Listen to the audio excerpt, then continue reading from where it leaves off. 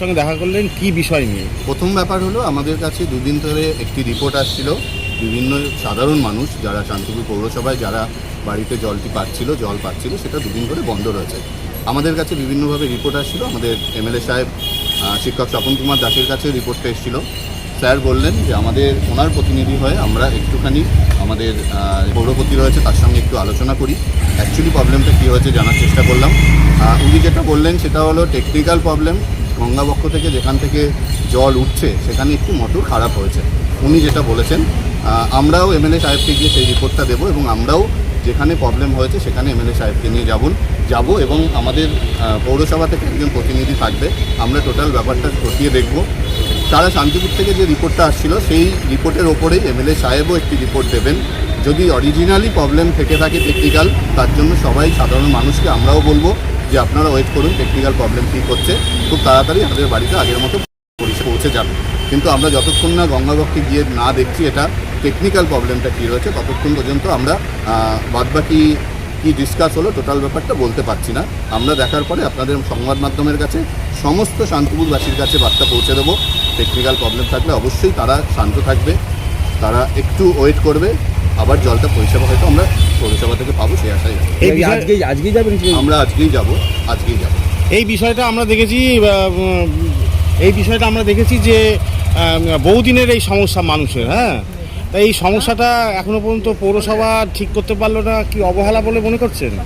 সারা পশ্চিমবঙ্গে 4 তারিখ আগে পর্যন্ত প্রচুর সমস্যা ছিল। 4 তারিখের পরের আমাদের কাছে সেই সমস্যাগুলো আসছে।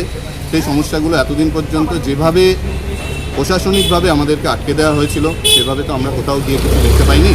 দেখতে পেলেও আমাদের কাছে ভুল রিপোর্টটাই দেওয়া হয়েছে। সেই ভুল রিপোর্টটা আমরা এখন সঠিক রিপোর্ট তুলব। আর এই রিপোর্টগুলো এই অপরিস্থিতি, মানুষের পরিষেবা বন্ধ করে দেওয়া, জল আজকে এই গ্রীষ্মকালে জলটা খুব প্রয়োজনীয় একটি বস্তু, সেটা সকল মানুষের কাছে যেন পৌঁছে যায়, সেটা আমরা আজকে সবার আগে দেখব। বাদবাকি যে সমস্ত সমস্যা রয়েছে সেটা নিয়ে পৌরসভার পৌরপতি রয়েছেন, আবার তাদের সঙ্গে আলোচনা। আপনার নাম? আমার নাম অমিত মণ্ডল, আমি নদিয়া সাংগঠনিক জেলার আইটি ইনচার্জ।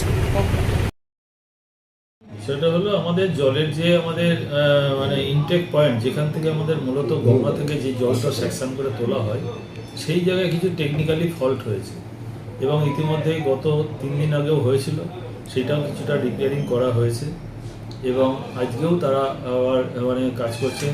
গতকাল এমইডি ইঞ্জিনিয়াররাও এসেছিলেন, সরজমিনে তারা তদন্ত করেছেন, দেখেছেন এবং আমরা ক্যালকাটা চিফ ইঞ্জিনিয়ার অফিসে ওই বিষয়টা ম্যাডামের সঙ্গে কথা বলি, যাতে দ্রুততার সঙ্গে তার কিছু ভাল্ব এবং কিছু মোটর চেঞ্জ করার প্রয়োজন আছে। আমরা তার প্রয়োজনীয়তা বিষয়গুলো অলরেডি আমরা দ্রুততার সঙ্গে সেখানে যাতে করা যায় সেটা জানিয়েছি। আপাতত রিপেয়ারিং করে যাতে সেই কাজটা মানুষকে এই পরিষেবাটা দেওয়া যায়, সেইটাই তাদেরকেও আমি সেই বিষয়টা জানালাম, আপনাকেও সেই বিষয়টা জানাচ্ছি। সাধারণ মানুষের কাছে আমি অনুরোধ করব, আহ্বান জানাবো, আপনারা পৌরসভার সঙ্গে সহযোগিতা করুন, যাতে আমরা সাধারণ মানুষের এই পরিষেবা সঠিকভাবে পৌঁছে দিতে গেলে যে টেকনিক্যালি যে ফলটা হয়েছে তার কারণে এই জলটা গ্রাহকরা পেতে একটু সমস্যা হচ্ছে।